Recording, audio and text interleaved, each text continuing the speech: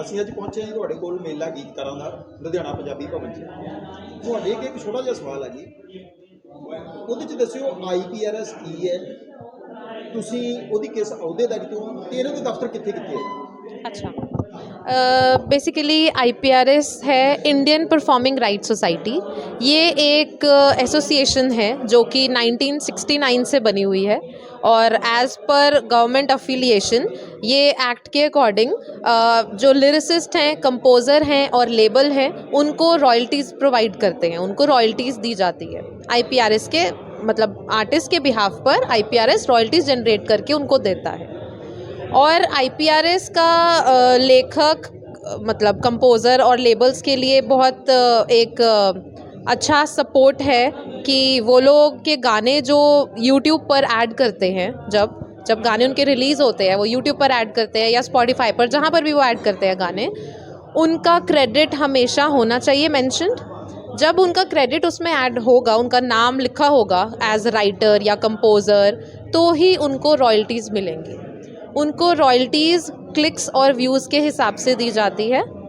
IPRS के chairman Javed Akhtar हैं, जिन्होंने काफ़ी लड़ाई लड़ के सुप्रीम कोर्ट से ये सेक्शन एक्ट पास करवाया है कि लिरिसिस्ट, कंपोजर्स और लेबल्स को रॉयल्टीज़ दी जाए।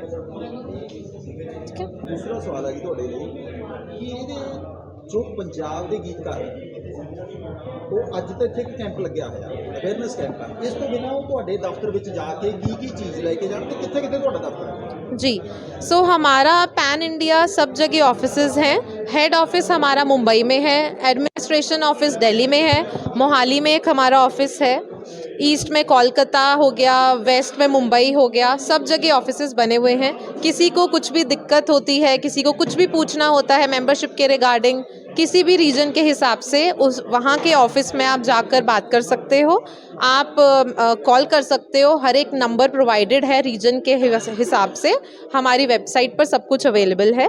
और अगर किसी राइटर, कंपोज़र, लेबल को डॉक्यूमेंट्स के बारे में पूछना है तो मेनली लिरिसिस्ट, कंपोज़र को क्या चाहिए, उनका एड्रेस प्रूफ चाहिए रहता है, बैंक प्रूफ, पैन कार्ड, एक गाने का लिंक, एक गाने का पोस्टर, उनकी फ़ोटो, बस ये सब बेसिक सी चीज़ें हैं। जैसे KYC डॉक्यूमेंट्स होते हैं तो वो सब रिक्वायर्ड रहते हैं मेंबरशिप के लिए। अगला सवाल जी, जिन्हों के कोल गीत अजे रिकॉर्ड नहीं हुए, अजे गूगल पे या इंटरनेट पे नहीं चढ़े, उन्होंने को लिखे हुए आ, वो लिखे हुए गीतों को रजिस्टर्ड करवाओगे जी? नहीं, ऐसा नहीं है। जब तक आपका गाना आपका रिलीज़ नहीं है किसी भी प्लेटफॉर्म पे, JioSaavn हो, यूट्यूब, स्पॉटिफाई, कहीं ना कहीं आपका गाना रिलीज़ होना चाहिए। वो बहुत ज़रूरी है। जब तक गाना नहीं रिलीज़ होगा आपको रॉयल्टीज़ कैसे आएंगी, क्योंकि रॉयल्टीज़ आती ही क्लिक्स व्यूज़ के हिसाब से हैं। जब तक आपका गाना ही नहीं कहीं मिलेगा तो कैसे रॉयल्टी आएगी, तो ये बहुत ज़रूरी है। जो बजुर्ग शायर गीतकार इस दुनिया तो पर्दा करेंगे, ਉਹਨਾਂ ਦੇ ਗੀਤ ਰਿਕਾਰਡ ਹੋ ਗਏ, ਅੱਜ ਵੀ ਇੰਟਰਨੈਟ ਤੇ ਵੱਜ ਰਹੇ ਆ, ਅਸੀਂ ਵੀ ਲੋਕ ਵੀ ਸਾਰੇ ਸੁਣ ਰਹੇ ਆ, ਤਾਂ ਉਹਨਾਂ ਦੇ ਪਰਿਵਾਰ ਉਹਦਾ ਫਾਇਦਾ ਲੈ ਸਕਦੇ? जी बिल्कुल।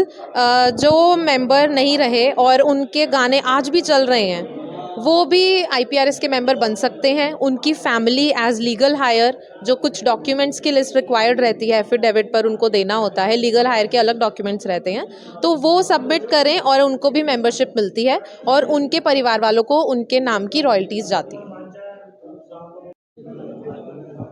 हाँ जी मैडम, जी थोड़ी फीस है ये वन टाइम आ के बार बार नहीं, ये वन टाइम फ़ीस रहती है। ये फ़ीस बेसिकली प्रोसेसिंग फ़ीस है बस। आपको सिर्फ 1200 रुपये देना है। कंबाइंड एप्लीकेशन बनती है लिरिसिस्ट और कंपोज़र की, एक ही एप्लीकेशन जिसका 1200 रहता है और लाइफ टाइम है, आपको कुछ नहीं देना उसके बाद।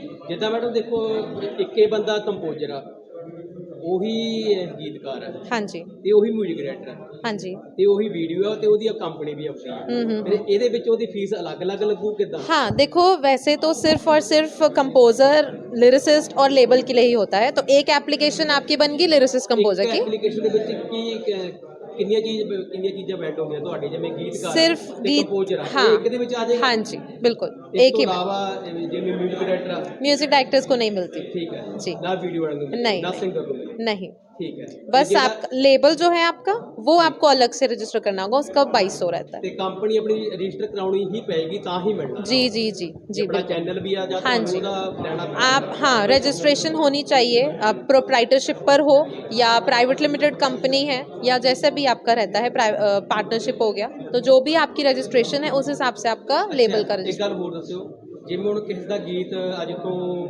5 ਸਾਲ ਪਹਿਲਾਂ ਸੋਸ਼ਲ ਮੀਡੀਆ ਤੇ ਆਇਆ ਤੇ ਉਹਦੀ ਜਿਹੜੀ ਰਿਐਲਿਟੀ ਹੈ ਜਿਵੇਂ ਮੰਨ ਲਓ ਅੱਜ ਮੈਂ ਆਪਣਾ ਰਜਿਸਟਰ ਕਰਾ ਰਿਹਾ हाँ जी। ਉਹਦੀ ਜਿਹੜੇ ਪਿੱਛੇ ਵਾਲੇ 5 ਸਾਲ ਨੇ ਉਹਦੀ ਵੀ ਮਿਲੇਗੀ नहीं ਜਾਂ देखो, ਕਰंट देखो पिछले गाने जब ऐड ही नहीं हुए, क्लेम के लिए ही नहीं गए तो कैसे आएगी, है ना। 12 महीने का बैकलिंक आता है पर कुछ श्योरिटी नहीं होती कि पिछला कितना आ इसमें गया। 2 केस हो सकते हैं आपके। पहला केस तो ये कि ये या तो मान लो आपने किसी के साथ काम किया हुआ है, चाहे वो कंपोज़र है, कंपोज़र आप हो किसी गाने में, एक ऑथर अलग है, एक पब्लिशर अलग है। फॉर एग्जांपल वो गाना आपने रजिस्टर नहीं करवाया लेकिन ऑथर या पब्लिशर में से किसी ने करवाया हुआ है। अच्छा उस केस में जब आप मेंबर बनोगे तो उस गाने की आपके नाम पे अगर कोई रॉयल्टी इकट्ठी पड़ी हुई होगी तो वो आपको रिलीज़ हो जाएगी। अदरवाइज़ जिस दिन से आप मेंबर बनोगे, जिस दिन से आप गाना रजिस्टर करवाओगे, उसके बाद जितना है वो मिलेगा।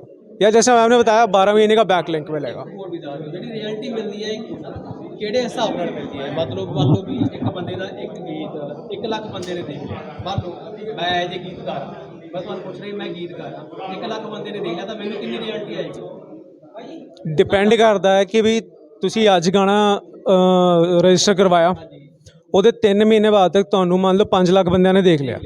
3 ਮਹੀਨੇ ਬਾਅਦ ਮੰਨ ਲਓ ਰਾਇਲਟੀ ਰਿਲੀਜ਼ ਹੁੰਦੀ ਹੈ ਤਾਂ ਉਹ 5 ਲੱਖ ਵਿਊਜ਼ ਦੀ ਰਾਇਲਟੀ ਰਿਲੀਜ਼ ਹੋ ਜਾਏਗੀ। ਉਹਦੇ ਅਗਲੇ 3 ਮਹੀਨੇ ਬਾਅਦ ਮੰਨ ਲਓ 10 ਲੱਖ ਬੰਦੇ ਨੇ ਵੇਖ ਲਿਆ, ਸਿਰਫ 5 ਲੱਖ ਬੰਦਾ ਐਕਸਟਰਾ ਹੋਇਆ, ਜਾਂ ਮੰਨ ਲਓ 8 ਲੱਖ ਬੰਦੇ ਨੇ ਦੇਖ ਲਿਆ, 3 ਲੱਖ ਬੰਦਾ ਐਕਸਟਰਾ ਹੋਇਆ।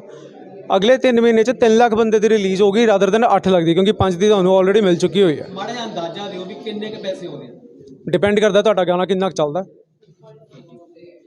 ਹੁਣ, ਉਹ ਚੀਜ਼ ਹੈ।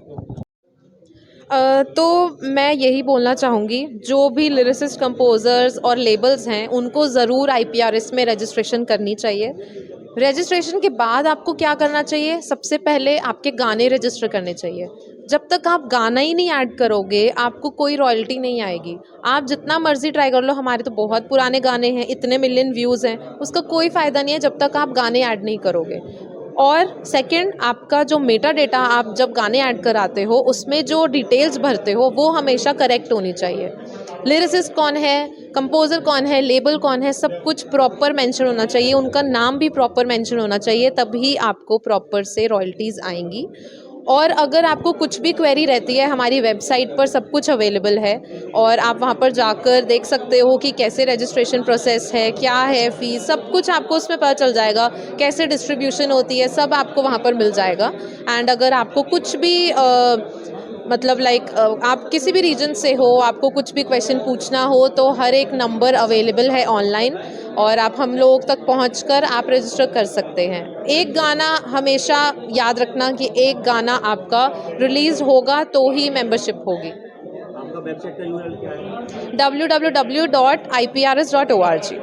जाते जाते आप वहाँ पे जाकर यूट्यूब को क्या कहना चाहोगे? मैं यही कहना चाहूँगी कि आपका राइट है, ये आपके लिए ही लड़ के ये जो ऐसे गवर्नमेंट ने जो अथॉरिटी दी है हम लोगों को, IPRS को, तो आप उसका क्यों आप अपना वेस्ट जाने दे रहे हो पैसा, जब आपका राइट है जिस चीज़ के ऊपर आप उसका हक लो। और ये रॉयल्टीज़ जो हैं आप नहीं भी रहोगे तो आपके घर वालों को भी मिलती है, जब आप नहीं रहते तो आपके घर वालों को भी जाएगी उन्हीं गानों की जो आप उन्होंने गाए हुए हैं ऑलरेडी।